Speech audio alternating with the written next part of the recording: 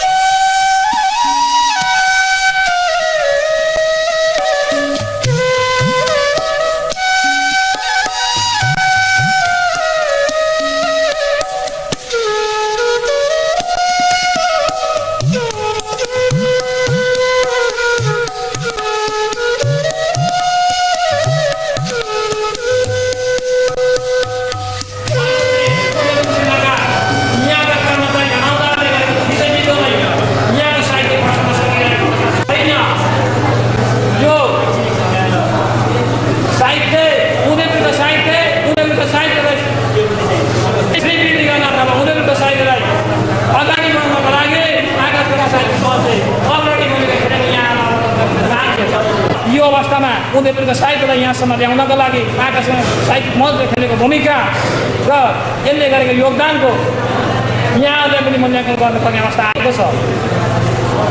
यो वर्तमान अवस्थामा उदयपुर जिल्लामा अब साहित्य कसैको उपनिवेश भएर बस्न सक्दैन। आकाशगङ्गा साहित्यिक मञ्च अब उपनिवेश भएर बस्न सक्दैन। यहाँभित्र पनि भोलिका नीतिबाट आकाशगङ्गा साहित्यिक मञ्चमा उदयपुरको साहित्यमा प्रजातन्त्र, लोकतन्त्र, गणतन्त्र आउनेछ। कसैको उपनिवेश भएर कसैको अन्डरमा र कसैको हस्तक्षेपमा बस्न सक्दैन, चाहदैन।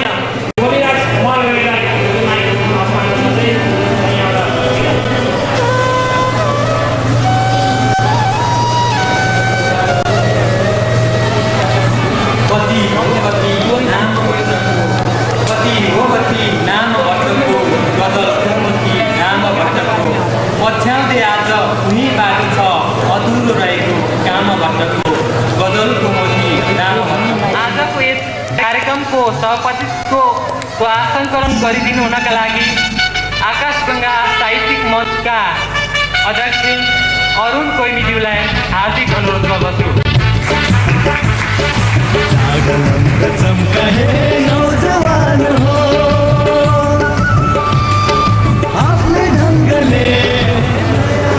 धन्यवाद। र आजका यस कार्यक्रमका प्रमुख अतिथि गजलका पर्याय ज्ञानवाका पौडेलज्यूलाई प्रमुख अतिथिको आसन ग्रहण गरिदिनु हुनका लागि हार्दिक अनुरोध गर्दछु।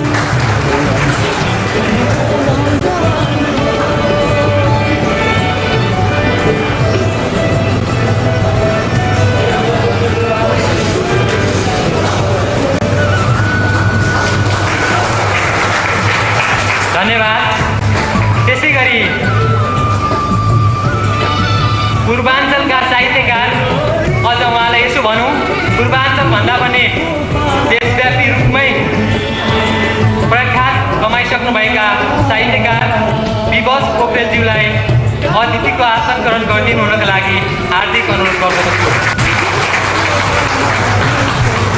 त्यसैगरी धन्यवाद। त्यसैगरी आकाश गङ्गा साहित्यिक मञ्च उदयपुरका सल्लाहकार तथा साहित्यकार पुण्य कार्कीज्यूलाई पनि आसन ग्रहण गरिदिनु हुनका लागि हार्दिक अनुरोध गर्दछु। धन्यवाद।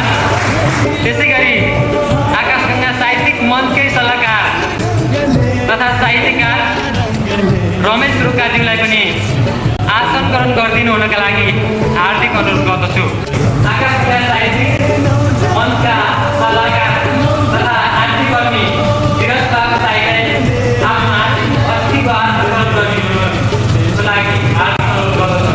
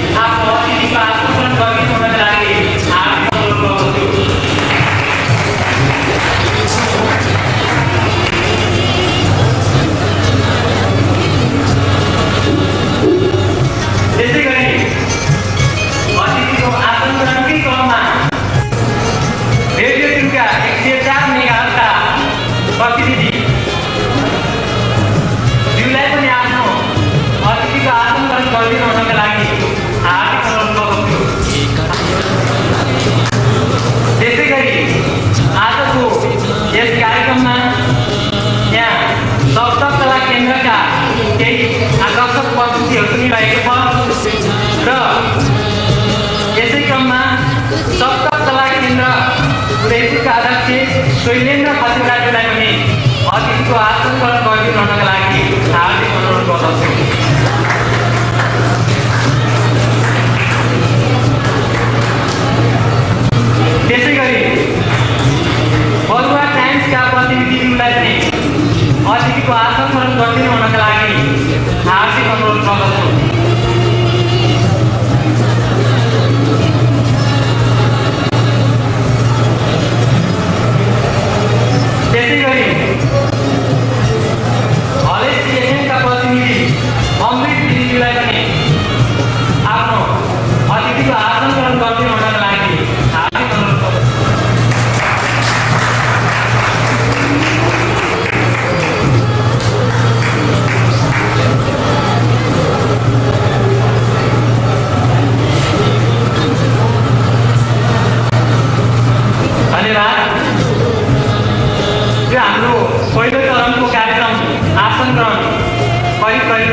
अन्त्य भएको छ र केही पछाडि अतिथिहरू बाँकी रहनु भए फेरि पनि हामी आसन चढ्नु क्रममा फर्कने छौँ र कार्यक्रमको दोस्रो चरणतर्फ म लागिरहेको छु र यो कार्यक्रमको दोस्रो चरणमा ब्याज तथा आदत जोडाएर प्रमुख अतिथिहरूलाई स्वागत गरिदिनुको लागि हार्दिक अनुरोध गरौँ। म यही क्रममा भनिन गइरहेको छु। बरुवा क्याम्पस प्रमुख जङ्गबहादुर खड्काजीलाई पनि आफ्नो अतिथिको आसन गरिदिनुका लागि हार्दिक अनुरोध गर्दछु।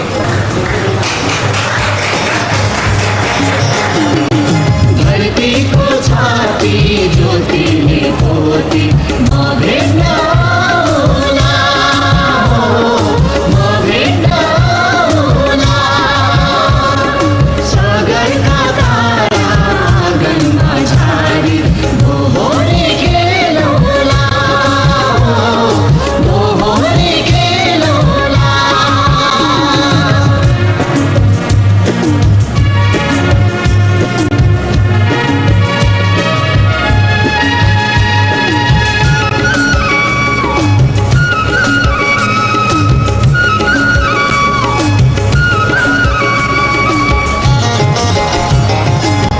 साया खोला नौ डाँडा जम्मै सेरो र फेरो यो।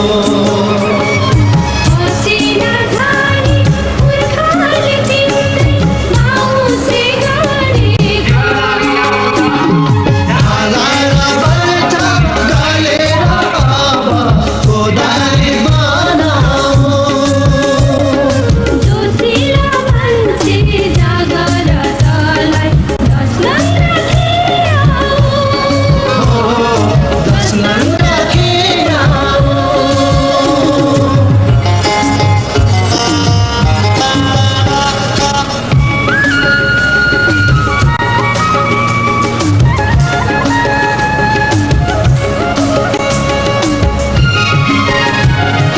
एक मुखले बोले के हुन्छ सम्झ, कोटीले बोला त।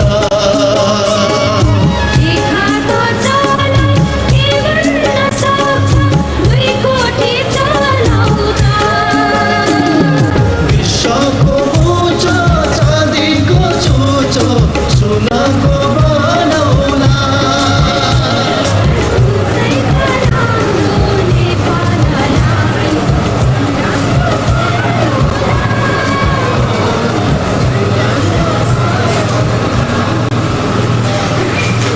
यो उदयपुरको हाम्रो रुखो भूमिलाई पनि साहित्यिक पूर्वभूमिमा रूपान्तरण गर्नको निम्ति र सृजनशीलता त्यो बस्ती र मनहरू जन्माउनको निम्ति हाम्रो एकताबद्ध भइरहँदाखेरिको एउटा सङ्घर्षशील मेरा मित्र भूमिराज मरुभूमि, उहाँलाई धेरै धेरै धन्यवाद। आजको यो हामीले उदयपुर जिल्लाकै प्रथम र ऐतिहासिक साहित्यिक कार्यक्रम भनेर सम्बोधन गरेका छौँ र यो कार्यक्रम हामीले अरू कार्यक्रमभन्दा एकदम बेगल, पृथक, फरक र नौलो अनुभूति दिने खालको कार्यक्रम भनेका छौँ। यति बेला नेपाली साहित्यको गजल विधाको त्यो रस साधन गर्ने हामी त्यो आशाको घडी पर्खिरहेका छौँ। अब त्यो समय लामो छैन। त्यसो भएको हुनाले हामी विशेष गरी साङ्गीतिक प्रस्तुतिहरू पनि केहीमा गजलीय साङ्गीतिक प्रस्तुतिहरूतिर छौँ र सँगसँगै हाम्रो जीवनले भोगेका अप्ठ्यारा चुनौतीहरूलाई अन्तर्मनको वेदनाबाट साहित्यिक कलमहरूले प्रस्तुत गरेको त्यो रसलाई हामी ग्रहण गर्ने त्यो सन्दर्भमा पनि यो बेलुकाको ढल्दै गरेको साँझको समयमा हामी त्यो प्रतीक्षा गरिरहेका छौँ। आदरणीय दाजु, आदरणीय साहित्यिक गुरु, गजल गुरुलाई ज्ञानवर्धन पौडेलज्यूलाई आफ्ना एउटा गजल वाचन गर्दै र सँगसँगै यो अगाडि रहेको मैनबत्तीलाई पनि प्रज्वलन गरेर यो कार्यक्रमको उद्घाटन गरिदिनु आग्रह गर्न चाहन्छु। यो मैनबत्ती सल्काउँदै आफ्नो एउटा मात्रै गजल वाचन गरिदिनु होला र यथास्थानमा बसिसकेपछि फेरि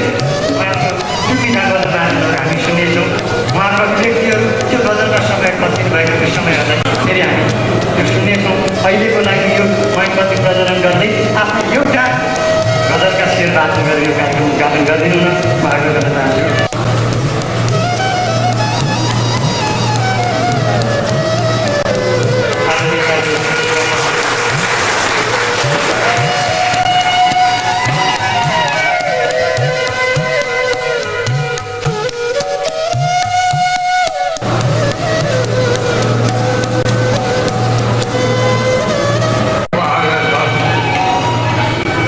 गोचकजीले भन्नुभयो जस्तै सर्वप्रथम त मलाई दोस्रोपल्ट हिँड्नु गएको म आवाज मित्रहरूलाई कायम आफ्नो पहिचान राख्नु, जारी तिम्रो उडान राख्नु, नभेटिए कोही तिमीलाई चिन्ने, नभेटिएला कोही तिमीलाई चिन्ने, चिनेर होइन बडे मान राख्नु, चिनेर होइन बडे मान राख्नु, कायम आफ्नो पहिचान राख्नु, ओढ्न छाडी दुःखमा सिरक, ओढ्न छाडी दुःखमा सिरक, त्यो भने दारीमा आगो टिक्दैन जुङ्गा ध्यान राख्नु, लाग्यो भने दारीमा आगो टिक्दैन जुङ्गा ध्यान राख्नु, कायम आफ्नो पहिचान राख्नु, बोल्न जाने जिब्रोमा अमृत, बोल्न जाने जिब्रोमा अमृत, नजाने विष ज्ञान राख्नु, बोल्न जाने जिब्रोमा अमृत, नजाने विष ज्ञान राख्नु, कायम आफ्नो पहिचान राख्नु, कात्रोमा गोजी हुँदैन हेर, कात्रोमा गोजी हुँदैन हेर, बिक्रीमा किन इमान राख्नु, कात्रोमा गोजी हुँदैन हेर, बिक्रीमा किन इमान राख्नु, कायम आफ्नो पहिचान राख्नु, मन्दिर होस् गाउँ बाहिरै, मन्दिर होस् गाउँ बाहिरै, बस्तीभित्र ध्यान राख्नु, बस्तीभित्र ध्यान राख्नु, कायम आफ्नो पहिचान राख्नु, जारी तिम्रो उडान राख्नु। धन्यवाद। बाँकी गजल पठाइ।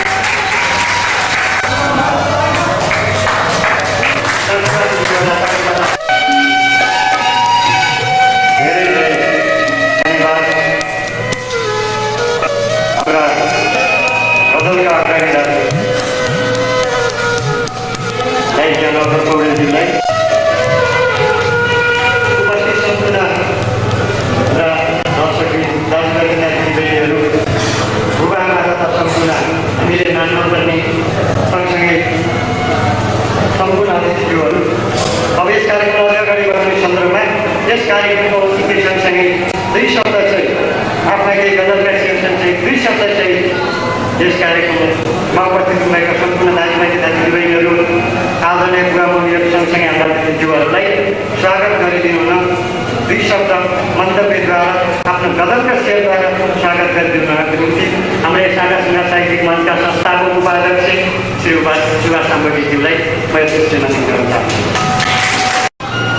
यस कार्यक्रम मोदी जयन्तीको अवसरमा आयोजित यो संयुक्त गजल साल 2068का सभाध्यक्ष महोदय, प्रमुख अतिथि दाजु ज्ञानबहादुर पौडेल, दाजु अन्य अतिथि दाजुहरू जुन चाहिँ विराटनगरबाट लगायत अन्य बाहिर ठाउँबाट खोटालबाट आजको यस कार्यक्रमकै लागि भनेर यो गर्मीको मौसममा यसरी त्यति परबाट आइदिनु भएको छ, उहाँहरूलाई सर्वप्रथम त म स्वागत गर्न चाहन्छु। आजको यो माहौल, आजको यो कार्यक्रम आयोजना गर्ने यो संस्थाको पृष्ठभूमि त्यति लामो छैन।